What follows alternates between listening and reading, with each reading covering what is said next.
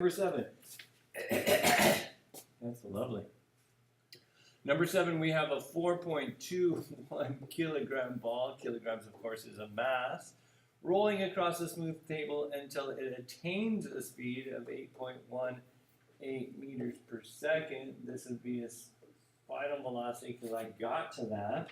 It started at rest, which means my initial velocity had to have been 0, and was accelerated by some force over a distance of 1.26, I can write, meters.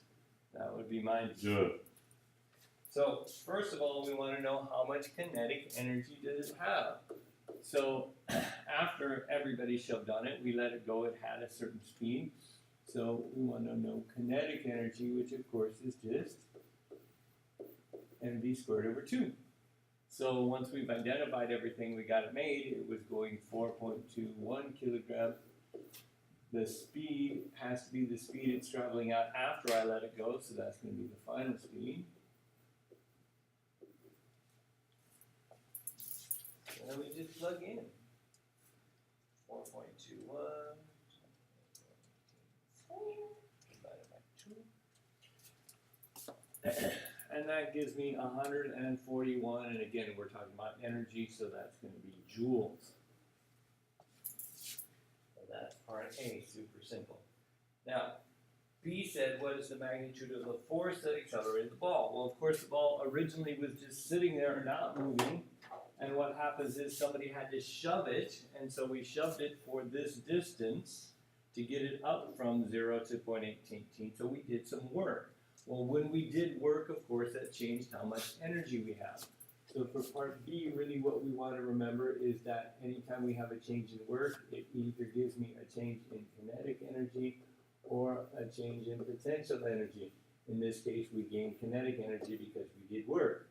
So what we can do is the shortcut way. We're just going to say, well, I know work is force times distance. If I'm looking for the force, then D needs to come down over here, and I say, well, what work did I do? Well, again, because I did work, I increased my kinetic energy. This is how much kinetic energy I increased, because I used to have none, because I was at 0. So I did 141 joules of work in shoving it the distance of 1.26 meters. And so the force I used must have been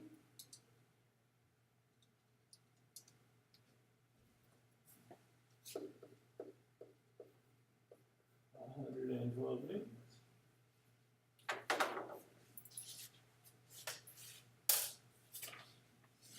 C said, what is the power exerted if the above work is done in 5.82 seconds? So now for part C, we're saying how much power did I use? We know, of course, power is work over time. Well, we just figured out a second ago that the work done was the 141 joules. And now we said if it was done in 5.82 seconds,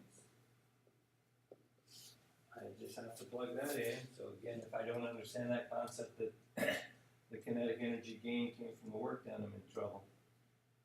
So 141 divided by 5.82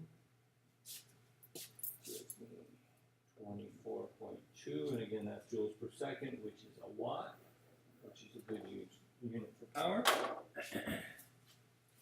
And part D said if the ball rolls up a frictionless ramp, to what height could it roll? Well, again, if we go back and look at this idea here, if I have kinetic energy and I'm rolling up a ramp, my kinetic is going to get smaller, my potential is going to get bigger. So for D, we're going to say if I lose all of my kinetic energy, it's because I'm gaining my potential energy. So I'm saying my mv squared over 2 gets lost and my mgh gets gained. Well, of course, the m's are going to cancel off. And if I'm looking for how high it can go, I need to move the g down yonder. And so I'm just going to have v squared over 2g. So the v we figured out earlier was 8.18 divided by 2 and divided by 9.81.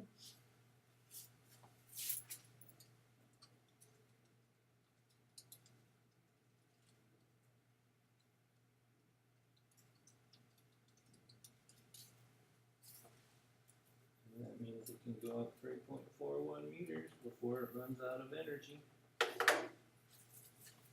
And that's the stall. And that's it.